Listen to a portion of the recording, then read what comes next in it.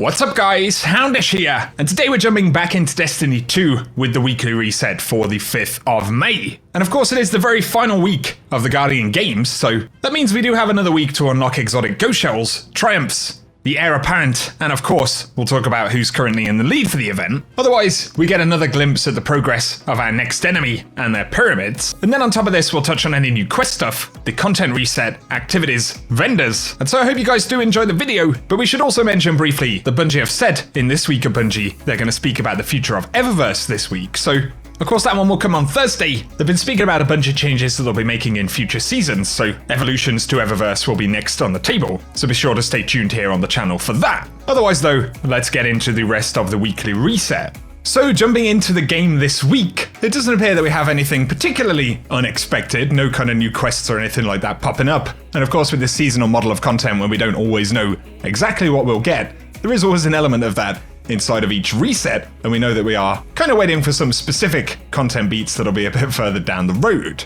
As always, I'll keep you posted on those here on the channel, but otherwise for this week we do still have some progress with the movement of the pyramid ships, so as we can see they're very much approaching still, and as well as getting closer to us, there are many more of them actually visible, so once again pretty exciting stuff. And as we've discussed, it looks like in a few weeks time, starting probably around about next season, the start of the result of the arrival of those pyramid ships will be kind of visible in the game, so it'll definitely be interesting. Here though, the Guardian Games continues, of course for the final week, so we can once again complete an exotic ghost shell quest. If you wanted all three of those, then you basically have to have done one on each week of the event. Also bear in mind these quests will go away after next Tuesday, and it's going to be the same exact thing for the triumphs, so especially including heir apparent. Lots of people have been asking the question about whether we'll be able to acquire the weapon as a drop after the event actually ends, and currently I'm not aware of Bungie having said anything about it, so definitely worth remembering that. And last year we did get a similar event drop in the form of Arbalest, and Bungie introduced that one into the exotic loot pool fairly quickly. Although this year, of course, seasonal exotics aren't becoming available as world drops immediately after season's end, so do bear in mind that it could take some time, and if you want it, it's certainly best to try and grab it this week. In terms of who has won the previous day, once again we can see Titans again took the lead, man. This has been really pretty surprising for me at least. Of course, there's been a lot of conversation, and in this final reset, we're seeing Titans take the win for the previous day once again, so it will be interesting to see what happens over the next few days. Although fairly remarkable once again, that the only other class that's been in the lead was Hunters on the very first day of the event. And so yeah, if Warlocks or Hunters want a chance to get that win, they're gonna have to work incredibly hard this week. I'm assuming it would still be possible, but yeah, give us your thoughts about it down below.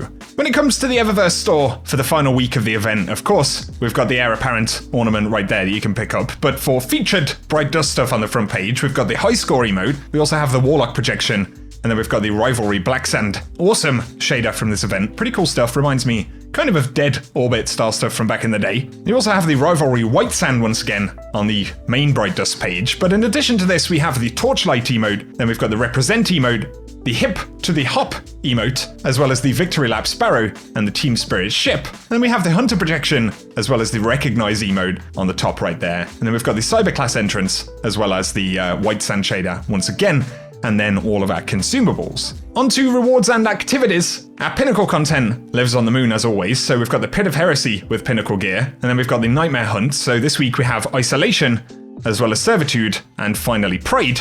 But then, in addition, we also have the Garden of Salvation, and the challenge for this week will be the To the Top challenge, where you can get additional drops. The arms dealer is going to be the Ordeal this week, and of course that will include the Grandmaster Ordeal, so that'll definitely be an interesting one. Could be a potentially fairly tough one right there.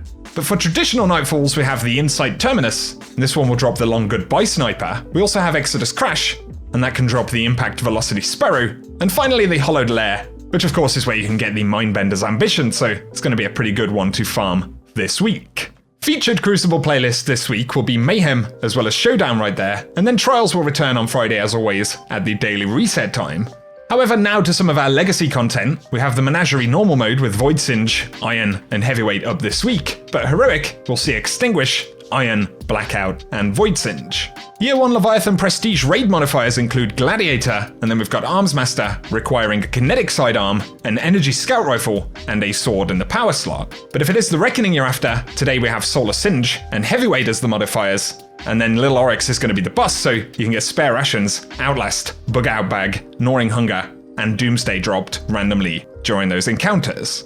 When it comes to the escalation protocol though, the boss this week is going to be Boklita, the Hunger of Zol, so all 3 of the Ikelos weapons will be available. The Ascendant challenge, however, in the Dreaming City is going to be the Keep of Owned Edges, and that one's accessed via Harbinger's Seclude. And so if you want gameplay of the location and the challenge itself, then I'm going to run that at the end of the video. I gotta say a big shout out to my pal Jav, who shared some of the gameplay of that challenge that I keep forgetting to go and record, man. I'm gonna go do that, literally, later on today, but nonetheless, the full gameplay will run out at the end of the video. And otherwise, for today, that is everything we have to discuss in the weekly reset. So, guys, as always, if you have enjoyed this one, a rating down below really helps me out. Let us know if you're jumping into Guardian Games, or indeed D2 this week, for any stuff in particular. But otherwise, if you're new around here, feel free to get subscribed and turn on notifications so that I can keep you up to date with the world of Destiny 2. But for now, whatever you get up to, I hope you have an awesome day.